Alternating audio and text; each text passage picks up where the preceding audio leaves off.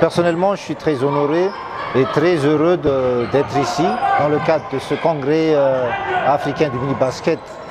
Déjà, ce qu'il faut signaler, c'est que le mini-basket, ça fait quand même des années qu'en Afrique, on n'a pas eu une manifestation pareille.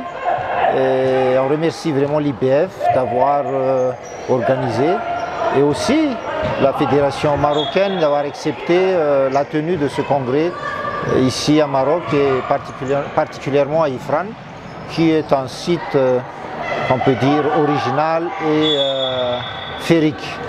Il est à signaler aussi donc l'arrivée de toutes ces délégations délégués des fédérations nationales. On a 19 pays francophones qui sont présents. C'est quelque chose de positif parce que ça marque l'intérêt du mini-basket dans ces pays-là.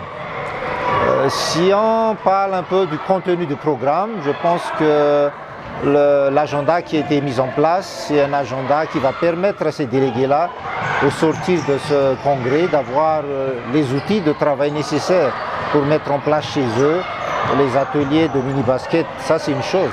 Mais aussi vraiment d'être outillés par rapport au travail de fond qui est les jeunes. Vraiment, le mini-basket, c'est pas le basket pour les U12, U14, c'est autre chose, c'est vraiment des pédagogies d'enseignement de basket qu'il faut tenir en compte. Ça, c'est le deuxième point qui mérite d'être souligné. Le troisième point, c'est l'expérience marocaine qui est mise en exergue et mise en valeur dans ce cadre de ce congrès. On voit que le Maroc est quand même assez, à une distance assez importante par rapport aux autres pays. Le Maroc a donc pris ce qu'on peut dire une avancée, une méthodologie, des structures qui sont mises en place dans le pays. Des leçons seront à tirer par rapport à ça. Et on voit que là aujourd'hui on a des matchs de gala, on voit des petits qui maîtrisent à l'âge de 7, 8, 9 ans les fondamentaux du basket. Et ça c'est fondamental pour le développement de cette discipline en Afrique.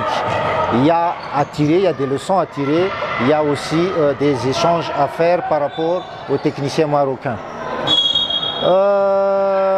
Par rapport à l'IBF, c'est une action de développement du basket, certes, mais il ne faut pas oublier non plus que l'IBF, c'est plus que le basket parce qu'on considère d'autres valeurs qui sont des valeurs importantes aux yeux de FIBA pour son image, les valeurs d'éducation, les valeurs sociales, les valeurs humanitaires, et à travers le concept de basket for good que l'IBF prône, je pense que les 2 jours qui ont été utilisés ici vont permettre aussi à l'IBF de se rayonner en Afrique.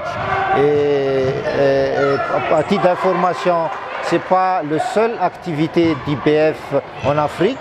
Il y en a d'autres, on a des baskets, on a utilisé le basket pour promouvoir le social dans certains pays. Ça s'est mis en place au Rwanda et à Madagascar. On a utilisé le 3-3 pour développer et pousser d'autres fédérations à se prendre en main. Ça s'est passé à Botswana. Cette année et l'année prochaine, on va travailler en Côte d'Ivoire, mais on va aussi revenir au Botswana. Donc vous voyez que l'IBF, dans le cadre de ce développement de notre discipline-là, a vraiment un rôle à jouer. Donc ça, c'est ce volet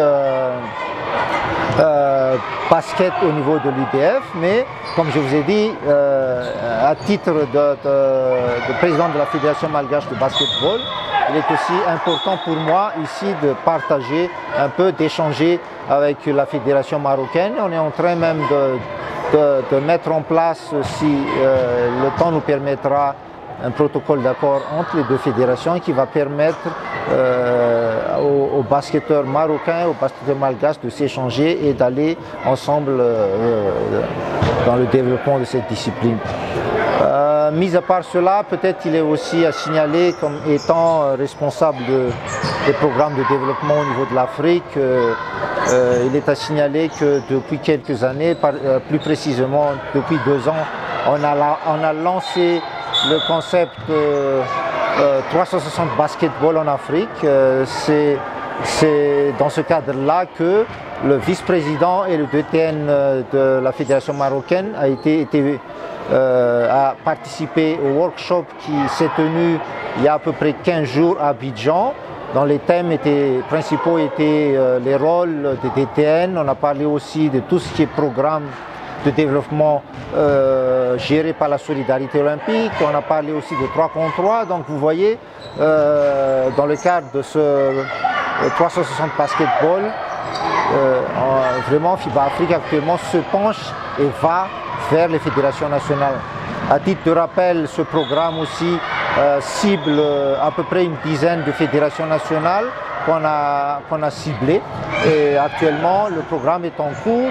La première phase s'est mise en place cette année, mais va continuer pour les 4 années à venir. Donc, en résumé, des programmes de développement se sont mis en place en Afrique, et je pense que d'ici 2 ou 3 ans, on va pouvoir récolter les fruits de tout cela.